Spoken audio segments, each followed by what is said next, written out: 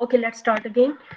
तो हम बात कर रहे थे स्टे ग्रीन जीन्स की, और अभी हम जा रहे हैं कि ओवरऑल अगर आप सीनेसेंस रिलेटेड जीन्स को कैटेगराइज करना चाहें तो हाउ यू कैन कैटेगराइज कि आया तमाम के तमाम जितने भी जीन्स जो जिनकी एक्टिविटी इन्हेंस होती है ड्यूरिंग द सीनेसेंस प्रोसेस, क्या वो सारे के सारे एक ही तरह की एक्टिविटी को परफॉर्म करते हैं।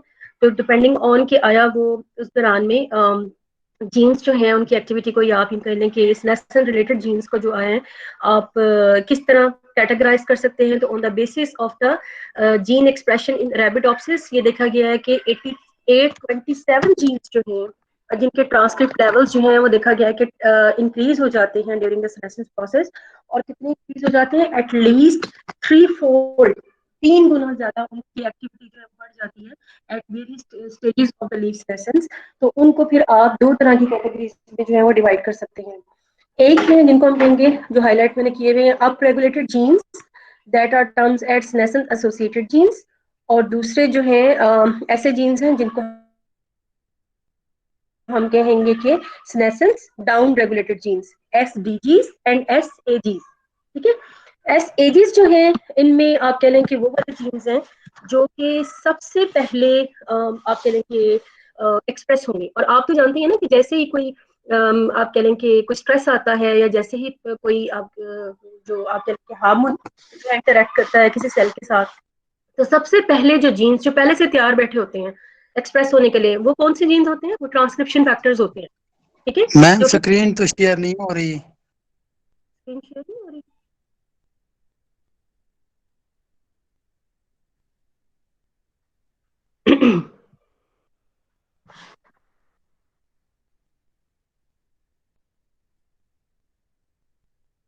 अच्छा, वो टाइम पे बता दिया। एक दफा मैंने पूरा लेक्चर ऐसे डिलीवर कर दिया था और बच्चों ने किसी ने बताया ही नहीं। Anyhow, so we were talking about के जो सेनेसेंस से एसोसिएटेड जीन्स हैं आप उनको दो तरह की कैटेगरीज में डिवाइड कर सकते हैं जो आप रेगुलेट होते हैं जीन्स सेनेसेंस के दौरान। एक वो जो जिनको आप कहेंगे एस ए जीज, और दूसरे हैं एस डी जीज। और एस ए जीज में वो जीन्स हैं जिनको आपने, मैंने ऑक्सिन में आपको अर्ली रिस्पॉन्स जीन के नाम से इनकी कैटेगरी बताई थी कि जो ट्रांसक्रिप्शन फैक्टर्स बनाते हैं, जो कि ना सिर्फ बजाते खुद जो एक्सप्रेस होते हैं बल्कि जो उनके प्रोडक्ट हैं वो दूसरे जीन्स के एक्सप्रेशन को इन्फ्लुएंस करते हैं या रेगुलेट करते हैं। तो उसी को अगर आप सामने रखें तो ये भी कुछ उस तरह के ही जीन्स हैं जो कि ट्रांसक्रिप्शन फैक्टर्स जो है वो बनाएंगे।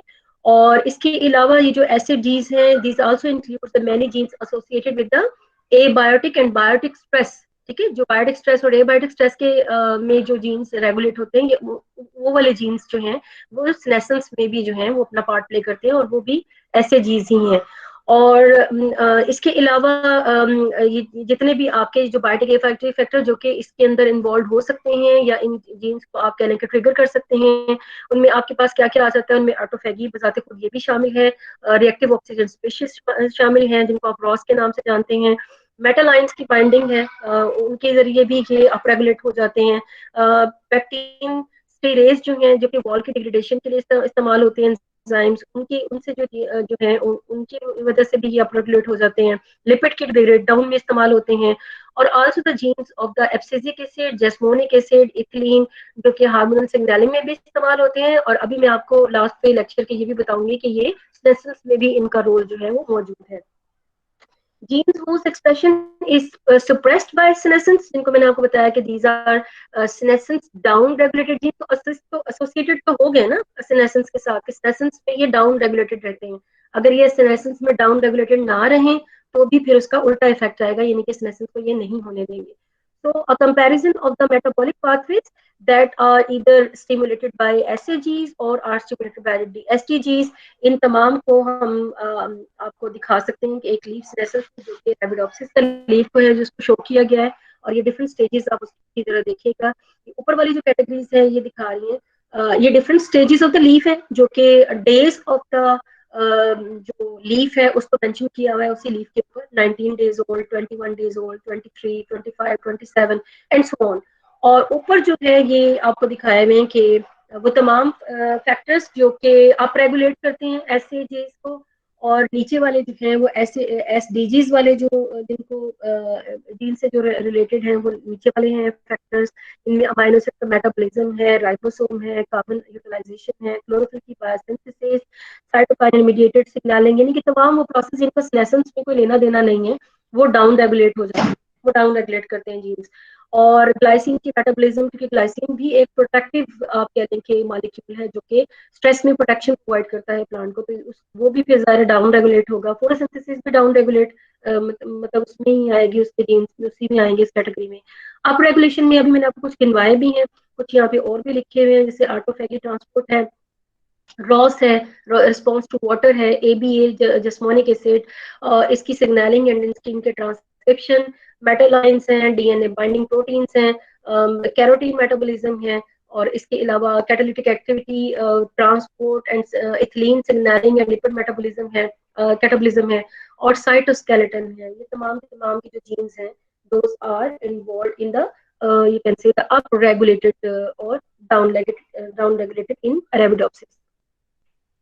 सिंस जो सेनेसेंस है इनमें अभी आपने देखा कि इसमें इंटरनल क्यूज भी शामिल हैं और एक्सटर्नल क्यूज भी शामिल हैं, तो ये क्वेश्चन राइज होता है कि आया ये जो स्ट्रेस रिलेटेड लीव सेनेसेंस हैं ये इनमें ये सेम ही इनमें प्रोसेस होगा, यानी कि अगर एक सेनेसेंस हो रही है because of the external fuse, ठीक है, और एक सेनेसेंस हो रही है because of the internal fuse, तो क्या उनमें जो प्रोसेस है वो सेम ही हो रहा होगा? मेटाबॉलिक जो चेंजेस आ रही हैं या जो अंदर जेनेटिक प्रोग्राम जो चल रहा है, क्या वो सेम ही तरीके से रिस्पॉन्ड करेगा?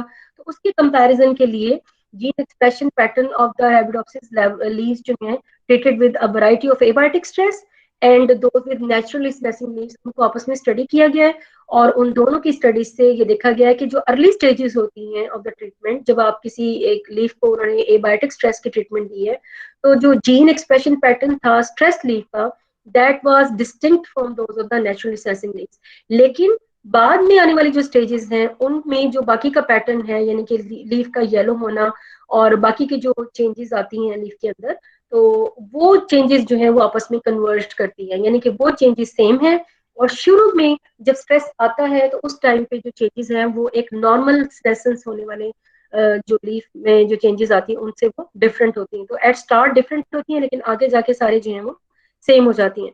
So all these findings suggest that abiotic stress initially involves a specific stress related signal transduction pathway, लेकिन बाद में फिर जब PCD एक दफा बिगिन हो जाता है, प्रोग्राम सेल डेथ एक दफा बिगिन हो जाता है, उसके बाद फिर प्लांट को ये मैटर नहीं करता कि आया वो स्ट्रेस की वजह से सेनेसेंस स्टार्ट हुई थी या उसकी डेवलपमेंटल एज की वजह से जो है वो सेनेसेंस स्टार्ट हुई थी, फिर उसको ये फर्क नहीं पड़ता।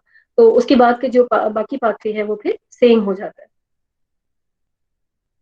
Now we are discussing about the leaf senescence के इसके अंदर रेगुलेटरी नेटवर्क जो है किस तरीके से काम करता है। तो 5 ऐसी चीजें हैं जिनको आप लीफ सेनेसेंस की रेगुलेशन में आप उनका पार्ट जो है वो देख सकते हैं। इनमें अगेन अभी आपको समझाई हैं, जो हार्मोन्स का बताया है, एक्सटर्नल फ्लूस का बताया है, इंटरनल फ्लूस का बताया है, ये भी डेफिनेटली इसके अंदर ही शामिल होंगी। और इसके अलावा भी बहुत सारी चीजें हैं जो कि सेंसेस की रेगुलेशन यानी कि उसको अप एंड डाउन करने में इस्तेमाल हो सकती हैं। वो कौन कौन सी लेवल्स हैं, वो कौन कौन सी चीजें हैं, उनको मैंने फिर ये इस तरह था तो नहीं लिखा था, लेकिन इसको 5 तरीके से जो है आप कहने की मैंने इसको डिवाइड कर दिया है। तो पहले मैं इसकी डायग्राम दिखा देती हूँ, फिर मेरा ख्याल है कि मुझे थ्योरी जो है वो बताना ज्यादा आसान रहेगी। कि 3 स्टेजेस को ही हमने सामने रखना है, जो मैंने आपको 3 स्टेजेस फेजेस बताई हैं, इनिशिएशन, डेवलपमेंटल और उसके बाद जो है आप कह लें कि उसकी जो टर्मिनल है, ठीक है, उन्हीं को सामने रखते हुए और हमने देखना है कि कौन कौन सी चीजें हैं या कौन कौन से ऐसे आप कह लें कि इफेक्टर्स हैं जो कि इसकी रेगुलेशन में लीफ सेनेसेंस की उसको उसमें जो है उसको कम ज्यादा करने में अपना पार्ट प्ले कर सकते हैं। तो सबसे पहले जो है इनिशिएशन फेज जिसकी वजह से स्टार्ट होती है, इनिशिएशन होती है, उनमें 2 तरह के सिग्नल्स हैं। एक तो अभी आपको बताए एक्सटर्नल सिग्नल्स हैं, इनमें ये फर्दर उसको फर्दर जो है वो एलेबोरेट कर दिया गया है। इसमें अब यूवी जोन भी आ गया है, ओजोन भी आ गया है, यूवी भी है, इसमें ऐड हो सकता है। न्यूट्रिएंट लिमिटेशन भी इसी कैटेगरी में आप डाल सकते हैं, यानी कि प्लांट अगर न्यूट्रिएंट की डेफिशिएंसी को फेस कर रहा है तो वो भी सुक्सेनेसेंस की तरफ जा सकता है ना, वो भी एक्सटर्नल फैक्टर ही है। इसके अलावा जो है हीट और कोल्ड है, ड्राउट है, शेडिंग है, पैथोजन का अटैक है, वाउंडिंग है, ये तमाम के तमाम जो है वो एक्सटर्नल फैक्टर्स हैं। इंटरनल फैक्टर्स में जैसे कि कोई हार्मोनल चेंज आ जाती है प्लांट के पास, साइटोकाइनिन है, थिलीन है, ऑक्सिन है, जेस्टोनिक एसिड है, ये तमाम हार्मोन्स हैं। अच्छा मैं समझी काम कर जाती हूँ देखा देखो मेरे हालात। अच्छा उसके बाद जेस्मोनिक एसिड है, एब्सिसिक एसिड है, सैलिसिलिक एसिड है, शुगर्स हैं, ये तमाम इसके इंटरनल हैं। ठीक है, ये इंटरनल फैक्टर्स हैं, इंटरनल सिग्नल्स आप कंसिडर कर सकते हैं। अच्छा इन एक्सटर्नल इंटरनल सिग्नल्स की वजह से क्या होगा, सिग्नल ट्रांसडक्शन पाथवे जो है वो स्टार्ट होगा। जैसे आपको कोई भी एक हार्मोन जब मैंने पढ़ाती थी तो मैं आपको बताती थी कि जैसे ही कि उसका इंटरेक्शन होता है सिग्नल का, तो किस तरीके से इंटरनल जो चेंजेस आती हैं सेल के अंदर, तो उनको फिर हम जो कि अल्टीमेटली जाके जीन लेवल पे जो है वो अफेक्ट करेंगी, उनको फिर हम वो तमाम चेंजेस जो है उनको फिर हम कलेक्टिवली सिग्नल ट्रांसडक्शन का नाम देते थे। तो सिग्नल ट्रांसडक्शन में क्या क्या हो सकता है, सिग्नल ट्रांसडक्शन में आपके पास रिसेप्टर काइनेज प्रोटीन्स जो है वो अपना काम कर सकती हैं। मैप के का नाम अब आप मेरा ख्याल है काफी मेच्योर हो चुकी है, बहुत मल्टीपल जगहों पे आपने इनका नाम सुना होगा। मैप के की काइनेज की एक्टिविटीज का कैस्केड का वो इन्वॉल्व हो सकते हैं।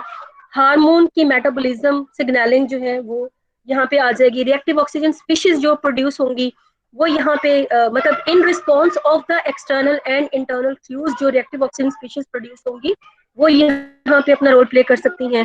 देन सेलेक्टिव प्रोटियोलाइसिस जो है, यानी कि पूरी की पूरी प्रोटियोलाइसिस, लेकिन कुछ कुछ प्रोटीन की डिग्रेडेशन जो है that also can take part in this process. और अल्टीमेटली ये क्या डिटरमिन करेगी, this will determine the developmental age of the leaf. ठीक है, इसके अलावा क्या होगा, इसके अलावा अब हम जा रहे हैं towards the gene, at the gene level, यानी न्यूक्लियस के अंदर ये तमाम ये जो चेंजेस आई, यानी पहले एक्सटर्नल फैक्टर्स ने अपना काम किया और उसकी वजह से सिग्नल ट्रांसडक्शन पाथवे हुआ, एंड देन फिर उसने एक डेवलपमेंटल एज जो है वो प्लांट की डिटरमिन कर दी है। नाउ अब फर्दर चेंजेस आने वाली हैं उस डेवलपमेंटल एज के अकॉर्डिंगली। ठीक है, और वो क्या चेंजेस हैं कि सबसे पहले अभी आपको बताया था ऐसे जीन्स के बारे में, सेनेसेंस एसोसिएटेड जीन्स जो हैं, उनमें उनके ट्रांसक्रिप्शन उनके बनेंगे, और वो मैंने आपको क्या बताया था सबसे पहले क्या बनेगा, ट्रांसक्रिप्शन फैक्टर्स बनेंगे। ठीक है, वो ट्रांसक्रिप्शन फैक्टर्स वाले जीन्स, उनका प्रोडक्ट, और मैं एक दफा इसको स्लाइड शो पे ले जाऊँ, इतना शोर है यहाँ पे, ये ट्रांसक्रिप्शन फैक्टर्स टीएफ से जो रिप्रेजेंट हो रहे हैं। ठीक है, ट्रांसक्रिप्शन फैक्टर बनेंगे। अच्छा ये साइड पे ना दो और चीजें भी यहाँ पे मेंशन हैं जो कि इन जीन्स को, यानी ट्रांसक्रिप्शन फैक्टर जीन्स को और इनके प्रोडक्ट दोनों को ही मुतासर कर सकती हैं। एक को तो मेरे ख्याल है आप मेरे से शायद ज्यादा जानते होंगे, जेनेटिक्स आप लोगों ने पढ़ी है बड़ी डिटेल से, कि एपिजेनेटिक्स की जो चेंजेस हैं, एपिजेनेटिक्स की जो रेगुलेशंस हैं, यानी कि जीन का स्ट्रक्चर चेंज नहीं होगा, जीन का सीक्वेंस चेंज नहीं होगा, उसके अलावा जो चेंजेस जो हैं जो कि इफेक्ट कर सकती हैं एंड ट्रांसमिटेबल भी होती हैं टू द अदर जनरेशन, उनको हम कहते हैं कि ये जो है वो आप कह रहे हैं कि एपिजेनेटिक्स की रेगुलेशंस है, जिनमें हिस्टोन की मॉडिफिकेशन की वजह से ये चेंजेस आ सकती हैं, डीएनए की मॉडिफिकेशन की वजह से चेंजेस। डीएनए की मॉडिफिकेशन में सीक्वेंस की मॉडिफिकेशन नहीं है, डीएनए का मतलब कि अपनी प्रोटीन के साथ बाइंडिंग कितनी टाइट एंड लूज है, ये वो चीज है।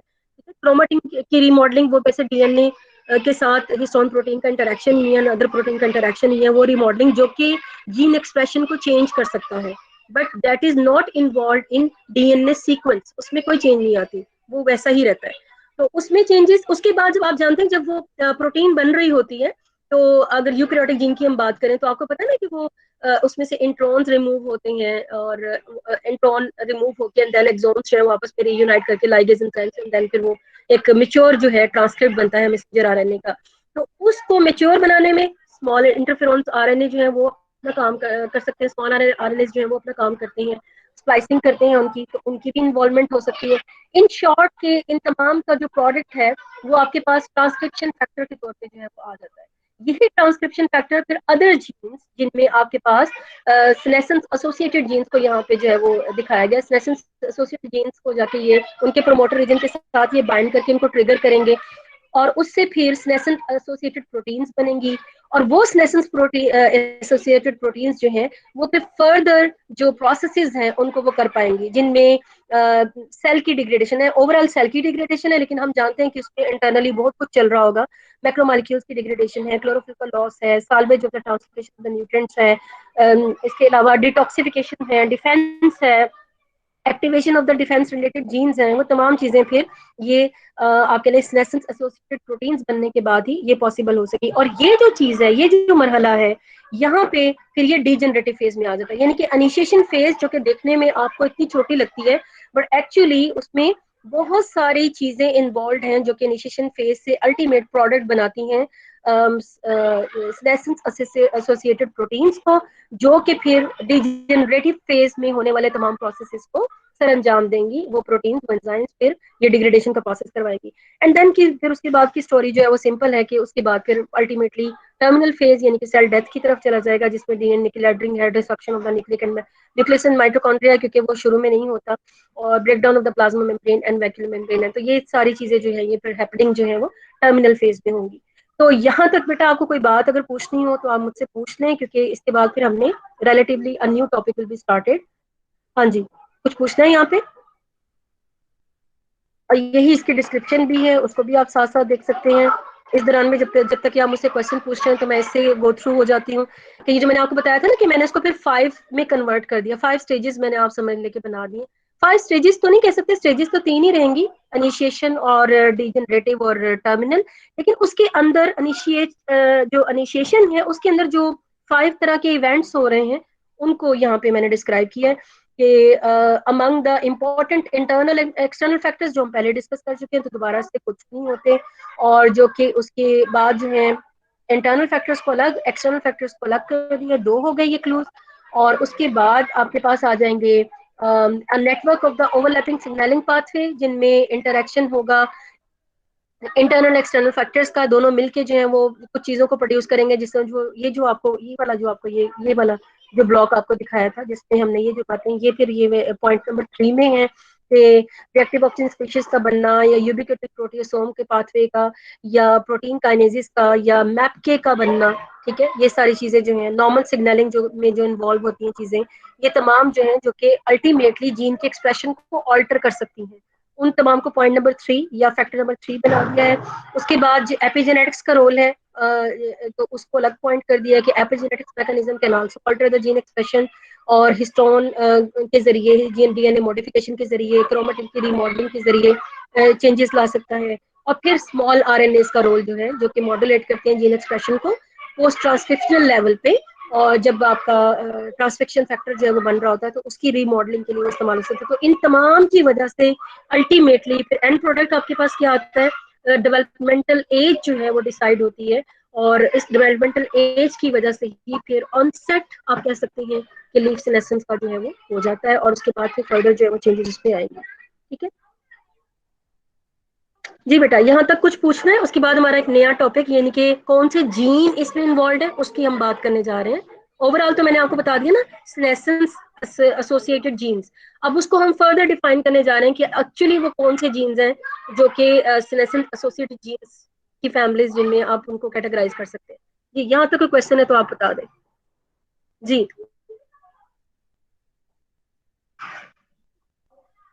जी, कोई क्वेश्चन पूछना है? यहाँ तक समझ आ गई है आपको? Yes ma'am. मैम जो स्टे ग्रीन है वो पार्ट में आई थिंक ठीक से वर्क नहीं करता, ये था या फिर? सॉरी अक्सर, आपकी आवाज कट गई थी, क्या कह रहे? स्टे ग्रीन्स वाला क्या? ग्रीन ग्रीन में नॉर्मल प्लांट में मतलब वो डिग्रेड डिग्रेड करने फंक्शन की तरफ जाएगा ना, म्यूटेंट में नहीं होगा, मतलब म्यूटेंट में लीफ नॉर्मल मतलब एक्टिव होगा। स्टे ग्रीन एक्टिव ये किसमें होगा, नॉर्मल में या म्यूटेंट में? मैम ये क्वेश्चन है मेरा। ये एक्टिव नॉर्मल में होगा, ये ओके एक्टिव मैम। नॉर्मल में होगा, इसकी एब्सेंस में स्नेसेंस नहीं हो पाएगी। जी मैम। मतलब कि ये स्नेसेंस में एक्टिव होता है। नाम जी इसका मैम। स्टे ग्रीन है, इससे आप कंफ्यूज हो जाते हैं ना, मेरे ख्याल आप भी इसी वजह से कंफ्यूज हुए हैं।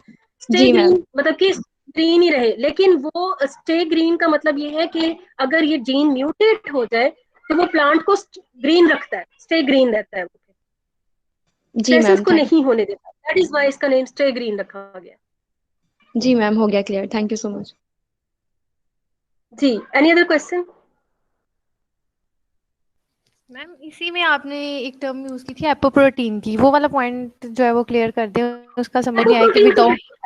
हाँ, एपोप्रोटीन बेटा आप किसी भी देखिए, कोई भी, मैंने आपको इस सेंस में बताया था कि जैसे अगर आप किसी एंजाइम की एग्जांपल लेते हैं, ठीक है, एंजाइम को छोड़ दें, आपको मैं बताती हूँ एंजाइम में तो फिर वो होलो एंजाइम, एपो एंजाइम आ जाता है ना, वो भी इससे रिलेट कर सकते हैं। लेकिन मैं इसी की एग्जांपल देती हूँ आपको, जैसे कि आपको क्या बताऊँ, जैसे आप ये क्रोमेटिन, ये जो फाइटोक्रोम्स है उनकी एग्जांपल ले लें। फाइटोक्रोम्स में के स्ट्रक्चर को अगर आप देखें तो उसमें दो तरह के उसके स्ट्रक्चर की कैटेगरीज होती है। एक होता है उसका क्रोमोफोर जो कि लाइट को ऑब्जॉर्व करता है, और एक होता है उसका प्रोटीनेशियस पार्ट। याद है सब?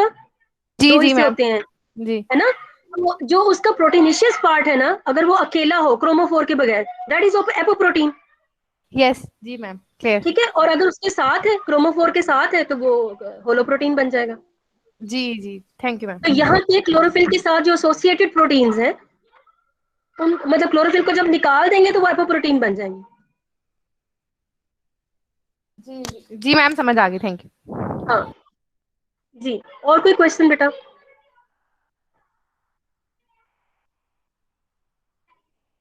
जी बेटा। ओके, अगर नहीं है तो फिर हम नेक्स्ट मूव करते हैं।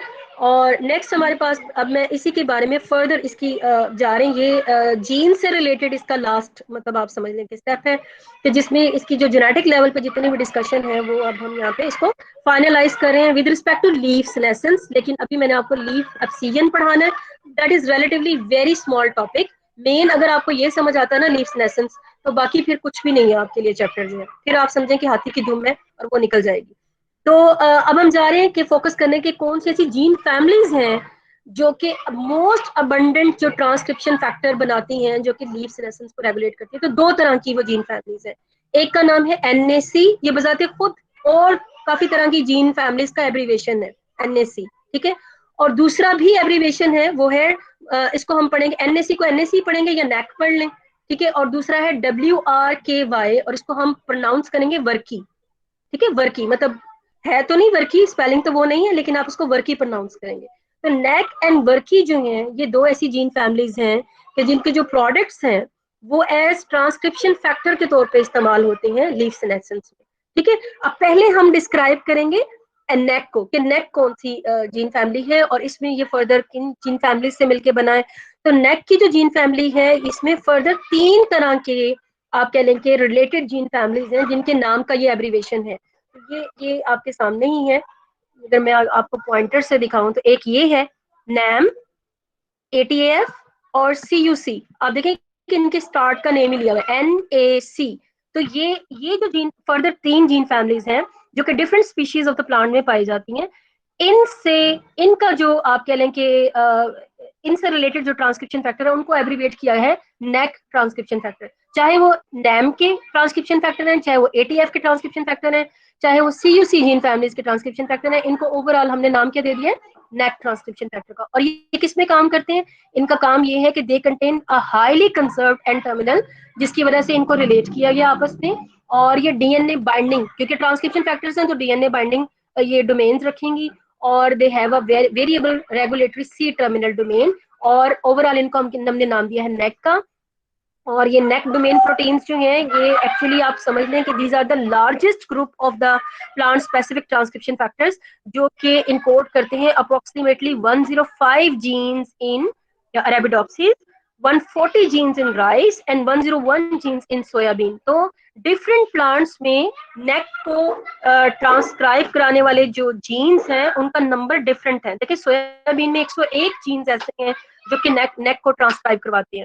105 जो है जीन्स जो हैं वो अरेबिडोप्सिस में टेक पार्ट करते हैं नेक को ट्रांसक्रिप्शन फैक्टर बनाने में। और 140 जीन्स ऐसे हैं राइस में जो कि नेक के ट्रांसक्रिप्शन फैक्टर बनाते हैं। तो wide range is there, and they also have implicated in the regulation of a wide range of development. ना सिर्फ ये कि वो सेनेसेंस में इन्वॉल्व है, बल्कि और भी जो डेवलपमेंटल प्रोसेसेस हैं उनमें भी इनका रोल, ऐसा नहीं कि सिर्फ सेनेसेंस के लिए ये मुख्तिस है, उनमें भी इनका रोल है, लेकिन सेनेसेंस में भी इनका रोल जो है वो प्रोमिनेंट है।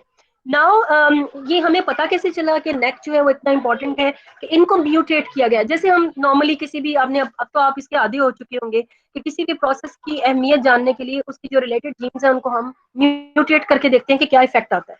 तो उसी इफेक्ट से ही हमें पता चल जाता है कि ये किस चीज के लिए इंपॉर्टेंट है। तो इसी तरह नेक जीन्स के भी जो है वो म्यूटेंट्स बनाए गए। एक एक इसका अलील है NAMB1, इसका म्यूटेंट बनाया गया। इसी तरीके से NAMB2 भी बनाया गया, और जो है और भी फर्दर इसको आपको मैं बताऊंगी, ऐसा ऐसा बताती जाऊंगी। तो इसको ये जो NAMB1 अलील है, इसकी फंक्शन को जो है वो देखा गया है कि this one is known in the leaf senescence and nutrient री, अरे खोल दो दरवाजा खोल दो। री ट्रांसलोकेशन का काम करता है। किसमें ये काम कर रहा है? ये वीट में इसकी सारी स्टडी जो है वो दिखाई गई है कि वीट, अच्छा वीट भी ये जरा डिफरेंट टाइप की वीट है। दिस वन इज एमर वीट, ठीक है। एमर वीट जो है ये हमारी नॉर्मल वीट नहीं है, हेक्सोप्लाइट जो वीट हम इस्तेमाल करते हैं वो वीट नहीं है, ठीक है। ये वीट की और वैरायटी है, इसका नाम है एमर वीट। और इसके मुतालिक ये कहा जाता है कि वीट जो हमारी करंट वीट जो हम इस्तेमाल करते हैं ना, हेक्सोप्लाइट वीट, ये उसके एंसेस्टर्स में से एक वीट है, एमर वीट जो है। इसमें इसको स्टडी किया गया है कि ये जो NAMB1 है, ये इसके इन एमर वीट के अंदर डेवलपिंग ग्रेन्स में क्या करती है कि सेनेसेंस के जरिए न्यूट्रिएंट की री ट्रांसलोकेशन करती है, और उसकी वजह से आपको जो है वो जो वीट के जो ग्रेन्स हैं उनके अंदर अच्छे न्यूट्रिएंट्स और अच्छी इनकी ग्रेन क्वालिटी बनती है लीफ सेनेसेंस की वजह से। इज इट नॉट इंटरेस्टिंग कि सेनेसेंस जो है वो न्यूट्रिएंट को बेहतर बनाती है इन द ग्रेन्स? ये इंटरेस्टिंग है आप लोगों के लिए कि नहीं? क्या आपको नहीं लगा कि समझ ही नहीं आ रही मैं क्या बता रही हूँ? कोई बच्चा है मेरे साथ जो कि मेरी बात को समझ रहा? जी मैम सुन रहे हैं। इधर आ रही है समझ में? ठीक है। अच्छा, मैं आपसे बात कर रही हूँ कि लीफ की सेनेसेंस की वजह से एक्चुअली प्लांट के जो ग्रेन्स हैं वो बेनिफिट होते हैं। और बेनिफिट कैसे होते हैं कि वो बाकी न्यूट्रिएंट्स को बाकी जगहों से रिमोबिलाइज करके ग्रेन्स में लेके जाते हैं और ग्रेन्स की क्वालिटी को बेहतर बनाते हैं। तो लीफ सेनेसेंस इस तरीके से इंपॉर्टेंट है। और एमर वीट में NAMB1 अलील को स्टडी करके ये चीज उन्होंने मालूम की, ठीक है। अच्छा, डोमेस्टिकेटेड वीट, जो अदर वीट वैरायटीज हैं जिनमें हमारे पास पास्ता वीट है, ट्रिटिकम टर्जिडम स्पीशीज ड्यूरम जो है, टेट्राप्लाइड, ये टेट्राप्लाइड है। इसी तरह हमारी जो हेक्साप्लाइड वीट है, एस्टिमम, इनमें देखा गया है कि इनमें a frame shift mutation results in a non-functional NAMB1 allele which delays the leaf senescence, ठीक है। इनमें क्या हुआ है कि ये जो NAMB1 है, इसको ट्रिटिकम जो हमारी एमर वीट है उसमें हमने देखा कि ये अच्छा काम कर रही है। क्या काम कर रही है? री मोबिलाइजेशन कर रही है ये न्यूट्रिएंट्स की और ग्रेन क्वालिटी को अच्छा बना रही है। जबकि इसी को जो है वो म्यूटेट कर दिया गया, अब फ्रेम शिफ्ट म्यूटेशन के जरिए इस वाले अलील को म्यूटेट करके ये देखा गया कि इन दो वैरायटीज में, एस्टिवम में और जो दूसरी जो है ड्यूरम में, ये लीफ सेनेसेंस को डिले करती है। मतलब कि this one is responsible for leaf senescence in all these three varieties of wheat, emmer में भी, पास्ता वीट में भी और ब्रेड वीट में भी। ठीक हो गया। अच्छा, अब इससे हमने एक एक्सपेरिमेंट करना है जिसमें हमने इस इंफॉर्मेशन को इस्तेमाल करना है। और वो इंफॉर्मेशन क्या है कि उन्होंने क्या किया कि इस टेस्ट को, इस हाइपोथेसिस को टेस्ट करने के लिए कि ये जो हम बात कह रहे हैं कि लीफ सेनेसेंस जो है वो ग्रेन क्वालिटी को बेहतर बनाती है, तो क्या वाकई में ऐसा होता है? क्या ये पॉसिबल है? और क्या ऐसा है कि अगर किसी प्लांट की सेनेसेंस को हम रोक दें तो उसकी ग्रेन क्वालिटी जो है वो घट जाएगी? क्या ऐसा हो सकता है? तो उन्होंने फिर इसके लिए एक एक्सपेरिमेंट किया, जिसकी मैं फिर डायरेक्ट आपको डायग्राम दिखा देती हूँ ताकि आपको ज्यादा आसानी जो है उसमें समझने में आ जाए। तो ये मेरे पास इसमें बेटा ये इसकी पिक्चर्स हैं जिसमें आप देखिए। ये एक आपके पास ये जो लेफ्ट साइड से हम स्टार्ट कर रहे हैं, तो लेफ्ट साइड में जो पहली जो आपको पिक्चर नजर आ रही है ये वीट के प्लांट की है, जिसमें ये जो ये जो मैं NAM जीन आपको बता रही थी, B1 वाला अलील, इसको और इसके साथ दो और अलील से इनको म्यूटेट कर दिया गया, जिनको कहा गया था कि रिस्पॉन्सिबल है सेनेसेंस के लिए, उसको म्यूटेट कर दिया उन्होंने। ठीक है, तो ये म्यूटेंट है। और इसमें आप देख ही रहे हैं कि जो इसका सिट्टा है वो आपको ग्रीन नजर आ रहा है, प्लांट भी आपको ग्रीन नजर आ रहा है। और जो दूसरा वाला प्लांट है ये उसी का ही आप कह लें कि नॉर्मल प्लांट है, यानी कि जिसके अंदर कोई म्यूटेशन नहीं की गई। तो आप देख ही सकते हैं कि ये काफी ज्यादा एजेड आपको नजर आ रहा है और पका हुआ नजर आ रहा है। और इन अदर वर्ड्स ये नॉर्मली ये ऐसा होना था अगर इसके अंदर म्यूटेशन ना हुई होती तो। ठीक है, दोनों में डिफरेंस पता चल रहा है कि ये वाला ग्रीन है और ये वाला जो है, अच्छा ये तो है इसका जाहिरी फर्क। अब आप आ जाए सिट्टे के लेवल के ऊपर, यानी कि उसके स्पाइक्स को जरा अगर आप गौर से देखें तो स्पाइक्स में भी ये दोनों चीजें आप क्लियरली देख सकते हैं कि ये ग्रीन है इन कलर जो म्यूटेशन वाला है, और दूसरा वाला जो वाइल्ड टाइप है वो पूरा जो है वो पक चुका है। और अच्छा, यहाँ तक तो हमें डिफरेंस को इतना बड़ा नहीं लग रहा, सिवाय इसके कि जो एक प्लांट है वो ग्रीन है और उसका सिट्टा भी ग्रीन है, और दूसरा जो है वो पक चुका है और वो अपनी एंड स्टेज पे जा चुका है, यानी कि इसके ग्रेन जो है वो पूरी तरह आप समझ लें कि राइपेंड हो चुके हैं। नाउ व्हाट अबाउट कि अगर हम इसकी क्वालिटी को चेक करें, क्वालिटी क्वालिटी क्या चीज होती है कि उसके अंदर हम न्यूट्रिएंट्स देखें, उसके अंदर हम कार्बोहाइड्रेट्स देखें, तो वो अगर हम चेक करें कि क्या ये जो म्यूटेशन वाले हैं इसकी भी न्यूट्रिशन क्वालिटी वैसी ही थी जैसा कि वाइल्ड टाइप की थी, तो उसको ये नीचे ना, ये नीचे टेबल में दिखाया गया है। जो पहली जो वैल्यूज हैं दैट इज अबाउट ट्रांसजेनिक, यानी कि जो ग्रीन वाला इसकी है, ग्रेन प्रोटीन कंटेंट देखें 13.27 है, और इसमें जिंक जो है 52.45 है, आयरन जो है ये पीपीएम में वैल्यूज है, पहली परसेंटेज में दूसरी पीपीएम में, आयरन जो है वो 37.40 इसकी क्वांटिटीज में पाई जाती है, जबकि वाइल्ड टाइप में आप चेक करें, वाइल्ड टाइप में ग्रेन जो प्रोटीन कंटेंट है वो 19.08% है, और जिंक इसमें 82.50 है, और इसमें आयरन जो है 60.83 है। ठीक है, तो इससे हमें क्या पता चला कि लीफ सेनेसेंस जो है, जो कि इन तीन नेक जीन फैमिलीज के बिलोंग करने वाले मेंबर्स में म्यूटेशन की वजह से जो है वो लीफ सेनेसेंस नहीं हो पाई इन म्यूटेंट प्लांट्स में, तो उन्होंने इसकी ग्रेन क्वालिटी को डेटरेट कर दिया है, कम कर दिया है, इसकी वैल्यू को लो कर दिया है। दाना देखने में सेम है, ठीक है, दाना की साइज जो है वो देखने में सेम है, ग्रेन का साइज सेम है, लेकिन उसके अंदर उसकी क्वांटिटी जो है वो खराब हो चुकी है, उसकी क्वालिटी जो है वो खराब हो चुकी है, और डिफरेंट न्यूट्रिएंट्स की क्वांटिटी जो है वो अप टू द मार्क नहीं आई, क्योंकि senescence is a good process, is a good process, the normal developmental process, कि जिसके जरिए रीमोबिलाइजेशन होनी थी न्यूट्रिएंट्स की, और ज्यादा से ज्यादा न्यूट्रिएंट्स जो है वो ग्रेन को मिलने थे उसकी क्वांटिटी उसकी क्वालिटी को बेहतर बनाने के लिए। तो साइज पे तो उतना इफेक्ट नहीं आया, लेकिन उसकी जो क्वालिटी है वो बहुत ज्यादा मुतासिर हुई है। आप देखें इवन जो आप अगर न्यूट्रिएंट वाइज देखें तो आधी आधी का तकरीबन डिफरेंस जो है वो उसमें आ चुका है। ठीक है, सो इससे हमें फिर नेक के जो है वो जीन फैमिली जिसके ट्रांसक्रिप्शन फैक्टर्स आर इम्पोर्टेंट, उसकी हमें इंपॉर्टेंस का पता चला कि those are actually involve in the leaf senescence. और ये कि एक दूसरी चीज भी हमें पता चली कि लीफ सेनेसेंस की वजह से क्वालिटी जो है ग्रेन्स की वो बेहतर रहती है। दूसरी जो जीन फैमिली है जो कि इससे रिलेट करती है, लीफ सेनेसेंस को रेगुलेट करने में मदद करती है, वो है जी वर्की। दो बताइए ना मैंने आपको, नेक बताइए और वर्की बताइए। So now moving toward the WRKY, तो वर्की के लिए इस पे कोई बहुत ज्यादा काम नहीं हुआ। 60 अमाइनो एसिड्स का रीजन इन तमाम ट्रांसक्रिप्शन फैक्टर्स में पाया जाता है जिनको कलेक्टिवली हम वर्की का नाम दे रहे हैं।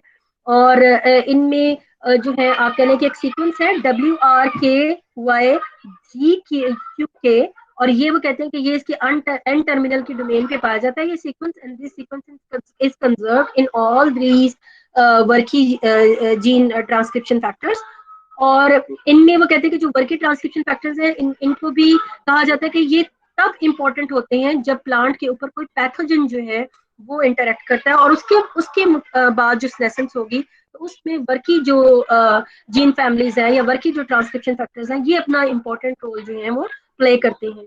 सो like NAC gene products, worky transcription factors also promote the early leaf senescence, and Arabidopsis में देखा गया है कि leaf senescence is delayed अगर वर्की जीन 53 जीन को जो है अगर नॉकआउट कर दें, अगर उसको आप म्यूटेट कर दें तो उसमें भी लीफ सेनेसेंस जो है वो डिले हो सकती है। तो इसका मतलब ये है कि ये भी लीफ सेनेसेंस में इंपॉर्टेंट रोल जो है वो प्ले करता है। इसके अलावा 53 के अलावा 53 को तो स्टडी किया गया है ना इसके अंदर, और इसके अलावा और भी काफी सारे ऐसे जो आप कह लें कि वर्की जीन्स हैं जो कि अदर मेंबर्स हैं वर्की जीन फैमिली के, जो कि टारगेट करते हैं ना सिर्फ वर्की 53 को, मतलब वर्की 53 बजाते खुद भी एक इम्पोर्टेंट ट्रांसक्रिप्शन फैक्टर जो आप कह लें कि का जीन है, जो कि ना सिर्फ रेगुलेटरी पार्ट भी इम्पोर्टेंट करता है बल्कि ये खुद के भी जीन को जो है ना वो टारगेट कर लेता है। मतलब एक तो ये है ना कि दूसरे के जीन्स को जाके उनके प्रोमोटर रीजन के साथ अटैच होकर और उसको नॉक डाउन कर दे या उसकी रेगुलेशन को इफेक्ट करे।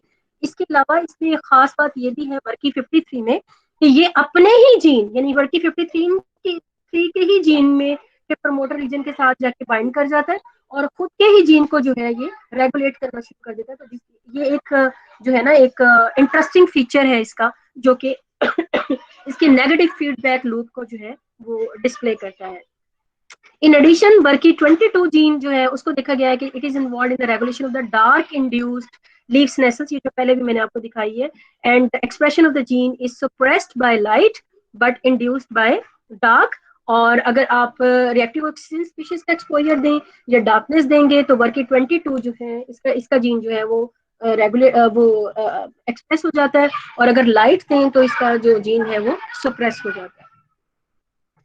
तो this was all about the gene level. अब दो छोटे छोटे टॉपिक हैं रिलेटेड टू द सेनेसेंसी कि जिनमें हमने देखना है कि रॉस क्या इंपॉर्टेंट रोल प्ले करती है। एक तो रॉस को हमने ये देखा ना कि वो एक्सटर्नल इंटरनल फ्यूज की वजह से प्रोड्यूस होती है। एक तो हम ये भी हम इसको लेते हैं कि वो उनकी वजह से ये प्रोड्यूस है। एक ये कि रॉस बजाते खुद भी एक इंटरनल सिग्नलिंग एजेंट के तौर पे काम करती है, जो कि जेनेटिक लेवल पे या जीन लेवल पे सेनेसेंस को जो है वो कंट्रोल कर सकती है या बढ़ा सकती है या घटा सकती है। तो रिएक्टिव ऑक्सीजन स्पीशीज आपको पता है ये नाम ही इनका रिएक्टिव ऑक्सीजन स्पीशीज, ये डेंजरस स्पीशीज हैं जिनमें आपने H2O2 का फेम तो सुना ही होगा, बहुत ही मशहूर है ये। तो वो कहते हैं कि H2O2 जो है ये बजाते खुद भी एक ऐसी आप कह लें कि इंटरनल सिग्नल है जो कि रिएक्टिव ऑक्सीजन स्पीशीज में से एक है, जो कि इम्पोर्टेंट रोल प्ले करती है लीफ सेनेसेंस को रेगुलेट करने में। और रिएक्टिव ऑक्सीजन स्पीशीज जो है अगर ये ज्यादा देर तक प्लांट में या सेल में अकोमोलेट रहते हैं तो आपको पता है ना कि ये मेम्ब्रेन्स को डैमेज कर सकती हैं, डीएनए को, प्रोटीन को ये डैमेज कर सकती हैं और उनके स्ट्रक्चर को भी खराब कर सकती हैं और चेन रिएक्शन इनकी वजह से बनना शुरू हो जाते हैं। तो ये तो इनका प्रॉब्लम है ही, लेकिन इसके अलावा ये क्या कर सकती हैं कि दे आर ये नॉर्मल मेटाबॉलिज्म का भी हिस्सा है। ऐसा नहीं है कि ये कोई खास किस्म का प्लांट के ऊपर स्ट्रेस आता है तो ही रिएक्टिव ऑक्सीजन स्पीशीज प्रोड्यूस होती है।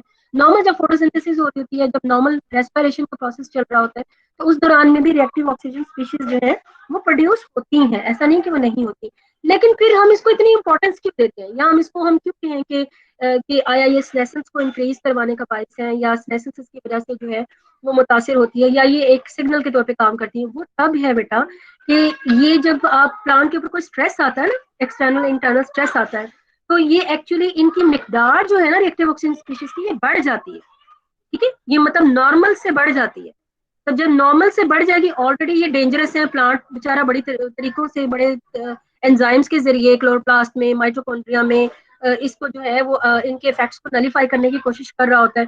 तो एक है कि एक चीज है कि वो इनके इफेक्ट्स को नलीफाई कर रही है और एक है कि इसका प्रोडक्शन भी बढ़ जाए, और उसको नलीफाई करने वाले तो इतने नहीं है जितना कि इसको प्रोड्यूस करने वाले हैं। तो प्रोडक्शन बढ़ गई है और उसको अमिलियोरेट करने वाले जो है वो कम हो गए हैं।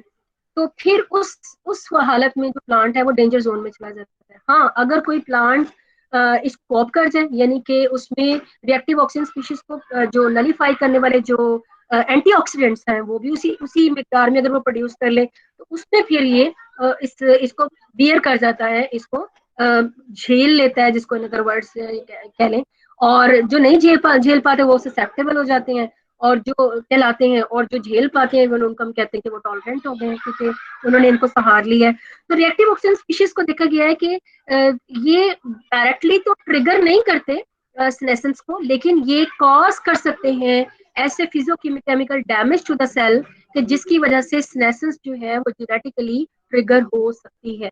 मतलब ये उन जीन्स को तो जाकर डायरेक्टली ट्रिगर नहीं करेंगे कि जो सेनेसेंस को करवाएं, लेकिन ये एक सेल के अंदर कुछ ऐसे इवेंट्स कर देते हैं, कुछ ऐसी चेंजेस कर देते हैं कि जिनके बाद वो जीन्स जो है वो खुद ब खुद जाके आप कह लें कि इनडायरेक्ट वे से जाके वो सेनेसेंस जो है वो प्रोग्राम सेल डेथ की तरफ जो है वो चल पड़ती है और उसकी तरफ चल निकलती है। सो प्लांट्स में जैसे मैंने आपको बताया कि इसको अमेलियोरेट करने के लिए नॉर्मली एंजाइम इस्तेमाल होते हैं, जैसे कैटालेज का नाम आपने सुना होगा, सुपर ऑक्साइड डिस्म्यूटेज का नाम सुना होगा, एस्कॉर्बेट का नाम सुना। इसके अलावा कुछ ऐसे मॉलिक्यूल्स हैं जो कि एंजाइम इन नेचर नहीं है, लेकिन वो रॉस को जो है वो स्केवेंज कर सकते हैं, जैसे कि एस्कॉर्बेट है, ये जो विटामिन सी है, ठीक है, ये, और इसके अलावा ग्लूटाथायोन जो है, इसका भी काफी दफा आपने नाम सुना होगा। ये बजाते खुद ऐसे मॉलिक्यूल हैं जो कि स्केवेंज कर सकते हैं रिएक्टिव ऑक्सीजन स्पीशीज को। तो इनके जरिए ऑक्सीडेटिव डैमेज से जो है प्लांट बच सकता है। लेकिन प्लांट में एंटीऑक्सीडेंट कंसंट्रेशन जो है अगर डिक्रीज हो जाए तो वो भी फिर सेनेसेंस की तरफ जा सकती है। जैसे कि जैसे जैसे हमारी एज जब बढ़ती है तो उसमें भी एक्चुअली हम सेसेंस ही हो रही है ना हमारी बॉडी में, अपोप्टोसिस की तरफ हम जा रहे हैं। तो उसमें भी यही होता है कि रिएक्टिव ऑक्सीजन स्पीशीज की अमाउंट बढ़ जाती है और एंटीऑक्सीडेंट्स हमारी बॉडी में कम हो जाते हैं। यही रीजन है कि कहते हैं कि 40 से ऊपर अगर आपकी एज हो जाती है तो फिर आप न्यूट्रिशनल सप्लीमेंट्स लें, आप वाइटामिन लें जो कि आपके अंदर एंटीऑक्सीडेंट्स की जो मिकदार है उसको स्टेबल रखें। इसी तरह प्लांट के अंदर भी है कि अगर एंटीऑक्सीडेंट्स की मिकदार उसमें स्टेबल रहेगी, रॉस नहीं पड़ेंगी अपनी मिकदार से, जो कि एजिंग के साथ साथ बढ़ जाते हैं, इनमें टिल्ट आ जाता है, रॉस बढ़ जाते हैं, एंटीऑक्सीडेंट कम हो जाते हैं। तो अगर किसी प्लांट में ये एबिलिटी हो कि वो इस टिल्ट को स्टेबलाइज कर सके, नॉर्मलाइज कर सके, इसको खत्म कर सके इस टिल्ट को, तो फिर वो सरवाइव कर जाता है। ठीक है, तो हम बात यहाँ पे कर रहे हैं कि रॉस जो है ये भी सर्व कर सकते हैं as an internal signalling agent जो कि लीफ की सीनेसेंस को करवा सकते हैं। और हमने इसको डिस्कस किया कि ये डायरेक्टली तो इन्वॉल्व नहीं है लेकिन इनडायरेक्टली ये चेंजेस ऐसी ले आते हैं प्लांट सेल के अंदर जो कि इसको सीनेसेंस की तरफ लेके जा सकता है। और इसी में फिर वर्की जीन्स की भी इन्वॉल्वमेंट देखी गई है अरेबिडोप्सिस में। और इसके अलावा जो मैप काइनेज है जो कि बड़े मशहूर हैं, डिफरेंट रेगुलेटरी आप कह लें कि जो प्रोसेसेस हैं उनके अंदर लॉट ऑफ प्रोसेसेस में इनका जो है वो नाम आता है। तो जो सेलुलर रिस्पॉन्स को जो है वो उनमें उनको टेक प्लेस होने में जो है वो मदद देते हैं।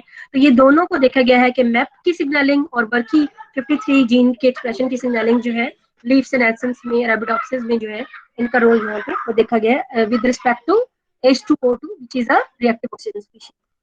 दूसरा छोटा सा topic that is related to the leaf senescence है वो है शुगर की अकोमुलेशन जो है वो लीफ सेनेसेंस पे कैसे इफेक्ट करती है।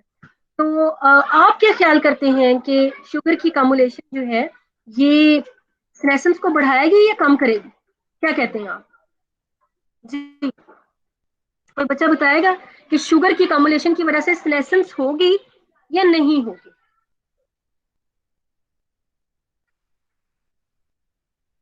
कौन बताएगा? कुछ भी बोल दें, जो आपके दिल में आता है बोल दें, जो आपको लगता है कि सही है बोल दें। हाँ जी, नहीं होगी। उस्मान हराल कह रहा है कि अगर अकोमुलेशन होगी शुगर की तो वो सेनेसेंस को नहीं होने देगी। मोहम्मद अफजल आप क्या कहते हैं? जी बेटा। नुमान बशारत कह रहा है कि इससे इंक्रीज होगी, इंक्रीज होगी, सेनेसेंस इंक्रीज होगी शुगर की क्वांटिटी ज्यादा हो तो। सैफ आप क्या कहते हो? मैं कुछ नहीं कहता। नहीं मैं रीजन नहीं पूछ रही, तुम डरो ना मेरे से, मैं रीजन नहीं पूछूंगी तुमसे, बस हाँ या ना में जवाब दो।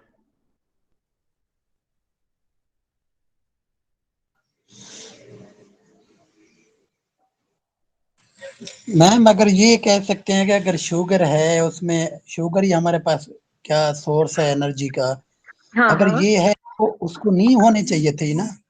हाँ, लेकिन स्नेसन को नहीं होना चाहिए। देखिए दिमाग तो यही कहता है कि अगर एक चीज की आपके पास वाफा मिकदार है तो स्नेसेंस होने की क्या जरूरत है। लेकिन अब सैफ इसको इस पर्सपेक्टिव में देखो। Now coming toward it's answer कि शुगर की होने की वजह से स्नेसेंस होती है या नहीं। तो शुगर की ज्यादा अगर क्वांटिटी हो जाए तो स्टडीज ये बताती हैं कि ये अगर ये तो मानते हो ना कि अगर शुगर की क्वांटिटी ज्यादा होगी तो वो फोटोसिंथेटिक की एक्टिविटी को कम कर देगा, ये यस तो है ना। मैम। हाँ, जी तो मैम। इसी से समझ लो कि फिर वो ट्रिगर करेगा लीफ सेनेसेंस को। लीफ सेनेसेंस ने क्या करना है एक्चुअली, रीमोबिलाइजेशन, रीमोबिलाइजेशन ओल्डर से यंगर की तरफ, ओल्डर को फॉल ऑफ करवाना है, वहां से निकालना है। ठीक है, तो उस सेंस में अगर आप इसको लें तो आप कह सकते हैं कि this will trigger the leaf senescence when sugar quantity is exceeds a certain threshold value which is present in the plant। ठीक है, तो प्लांट के सेल के अंदर अगर एक खास अमाउंट से ज्यादा शुगर अकोमुलेट हो जाए तो वो भी ट्रिगर करेगी सेनेसेंस को कि रीमोबिलाइजेशन जो है वो स्टार्ट कर दे। और यही शुगर इंड्यूस सेनेसेंस को विच बिकम मोर इम्पोर्टेंट अगर नाइट्रोजन की अवेलेबिलिटी ना हो। ठीक है, मतलब एक इंपॉर्टेंट न्यूट्रिएंट अगर ना हो तो शुगर की जो का प्रेजेंट होना जो है ना ये सेनेसेंस को बढ़ाता है। अच्छा, अब सैफ यहाँ से मजे की बात निकलती है, कॉन्सेप्ट निकलता है कि मैं आपको ये ऑलरेडी बता चुकी हूँ नाइट्रोजन की डेफिशिएंसी में कि जब नाइट्रोजन की डेफिशिएंसी होती है तो कार्बोहाइड्रेट अकमुलेट होना शुरू हो जाते हैं, and this will divert the metabolism towards the formation or synthesis, biosynthesis of anthocyanin. And anthocyanin is you can say, a sign of leaf senescence. अब समझ आई आपको? अब आप इसको रिलेट कर सकते हैं आपस में?